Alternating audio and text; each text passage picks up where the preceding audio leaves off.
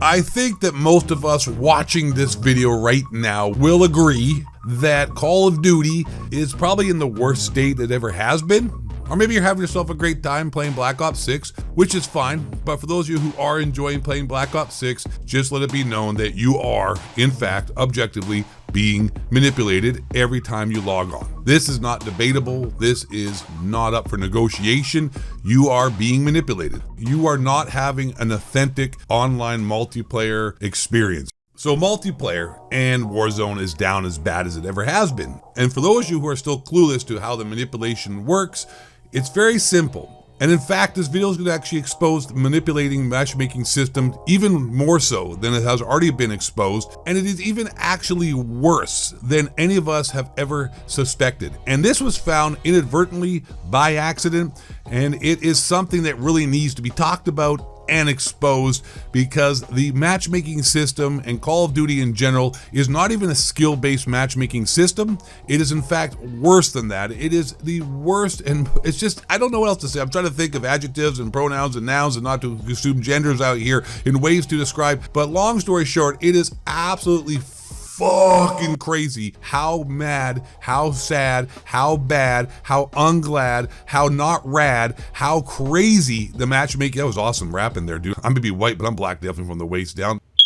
But incidentally, through another YouTuber's video trying to expose the skill-based matchmaking, the manipulation and how bad this system is has gone from a level 10 of horseshit to level exponentially billion zillion, cut my dick off, jamming it up my ass levels of horrendousness. Now, Blame Truth used this video in one of his videos a few days ago, but he didn't really dive into the data balls deep, only halfway into what this kid was actually talking about and exposing when it came to the matchmaking system. And the guy who actually made the video did not realize what he had found. He had shown about the skill-based matchmaking, how it's not actually skill-based matchmaking, how it's actually just total manipulation, and the exact opposite of skill-based matchmaking, because skill-based matchmaking would dictate that you're playing with the same skills players every single game, and you'd have a more consistent experience with playing the multiplayer, because you should be playing against the same kind of skilled guys, so you should expect the same results more or less every game. But in fact, anyone who's playing multiplayer knows you're not experiencing the same thing every game.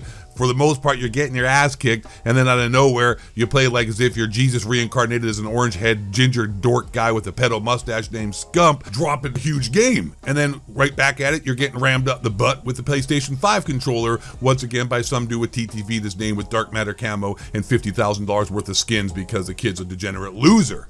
But in this video, the guy goes through and plays 8 games and records the team average KD, the enemy average KD, and then his KD, and then shows the score at the end, and then shows how back and forth the gameplay is, how inconsistent it is based upon your experience and how long you're going to be playing the game. But what he didn't realize and what he missed in the data is in fact much more nefarious. So like I said, he played 8 games, recorded team average KD, enemy average KD, and his KD, and whether he won or lost the match. The first round was sort of inconclusive, doesn't matter because he joined the game already in session, never got to get to play, and already was in a situation of negatives. So team average 1, enemy average KD 2, his KD is 0.71. So what we're going to find, and what you think you would find, is a correlation between the enemy team's KD and his KD. So if the enemy team he's playing against had a horrible KD, you would consider his KD to be higher, because there should be a correlation between, hey, if the enemy KD sucks and my KD is high, that means I'm a better player than the enemy KD, which would show skill-based matchmaking, manipulation working in your favor, that there is a correlation, once again, playing against worse competition, equating to a better game for the person like yourself playing against the horrible players. But it doesn't work out that way, and that is where the nefarious skill-based matchmaking actually comes in, and where I think this proves the opposite of what people thought it proved. What it actually proves is the skill-based damage, as well as the manipulation of the game itself within the game, not getting put up against horrible players, which skill-based matchmaking is supposed to do. Like, oh hey, I'm going to be playing against horrible players now, so I'll do really well because the skill-based matchmaking is trying to manipulate my play session to keep me playing because I'm about to quit because I'm getting my ass kicked, having a horrible time. No. So we look at the number 2 game. So the enemy KD here is 1.19, his KD is 1.78. Pretty good game. Game 2. Okay, let's go to game 3. Game 3, enemy KD was 1.15, his KD was 1.4. 2. Theoretically, the enemy team was worse than the last game, but yet he performed worse. That's strange. It gets even weirder. All right, here's round 4. The enemy KD was a bit higher at 1.3, but his KD was tanked to 1.07. I'm not finding a correlation right now between the enemy's KD and the KD that he has and how well he does in the game, and you'll see that right here by round 5. The enemy KD is the lowest it's been at 1, but his KD for some reason was 0.83.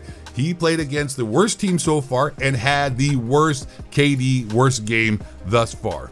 Once again, the average KD of the enemy team was 1.06, and he had a KD of 1.5. Still, one of the lowest enemy KDs and not the best game yet. And then we get to game 7 here, where his enemy KD had 1.38 and his KD was 1.08. I am not seeing a correlation at all between the enemy KD and his KD. And then the final game as well, to prove the point, the enemy average KD was 1.14, and all of a sudden his KD, the final game of the stat taking session here, was 3.38. We had 45 kills and like 11 deaths. So the whole point, if you're missing it here, I want to drive home is this, is that there is not a correlation between playing against worse players and you performing better. There is a correlation between you playing against anybody's skill level of any KD and you performing good or bad, dependent upon what happens in the game and whether the game's algorithms, its skill-based damaging, its hit registration, the ping you've got in the lobby, how good your connection is, completely dictates how well you're going to play, more so than the actual players you're playing against. He played against some really good players and did well. He played against the worst lobby in the whole damn test and didn't play well at all and actually played the worst. And then he played against pretty decent players and absolutely decimated everybody. So that's like makes no sense. If you're playing basketball and I'm playing against a bunch of girls, I'm going to dunk all over them and destroy them. If I'm playing against a bunch of good guys, I'm going to have a harder time doing as well. And that's going to happen every single time. There is a correlation between the skill you are going up against and how well you're going to perform in actual real world sports and data. But in Call of Duty, there is no correlation between that, because whether you're going to do good or bad is entirely predicated upon more nefarious skill-based matchmaking systems happening in the background, and his test actually proved that, and no one paid attention to that. And just like I started the beginning of this video off where I said, this is the worst Call of Duty that's ever been down, and if you're enjoying it, cool, you're being manipulated, and I hope you're enjoying you're being manipulated, because you are not having an authentic experience.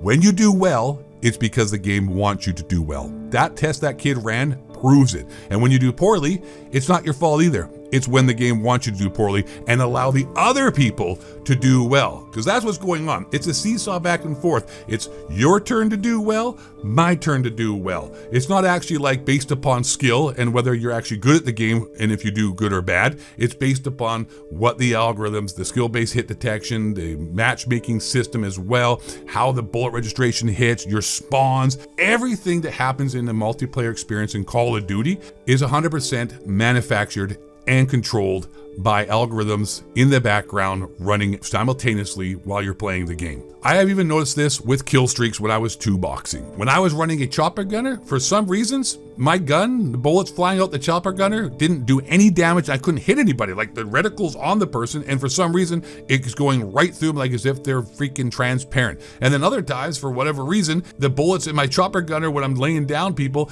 just absolutely was just destroying everybody, no hit markers, and there is no rhyme or reason except for the fact that you are being manipulated. Now, I see people out here trying to defend this or make excuses for this by saying, no, that's not true. Skill-based hit detection or damage and all these algorithms and conspiracy theories that you're talking about, Ghost of 8, are none other than just poor hit detection because of servers and desync and blah, blah, blah, blah, blah. Which, you know what? I'm not buying that. No one's buying that. You know why no one is buying that? Because Call of Duty Black Ops 6 is in the worst state it has ever been. They're losing 30-40% of its player base during prime time Call of Duty playing time for the franchise. And the only game that has performed worse is Modern Warfare 2.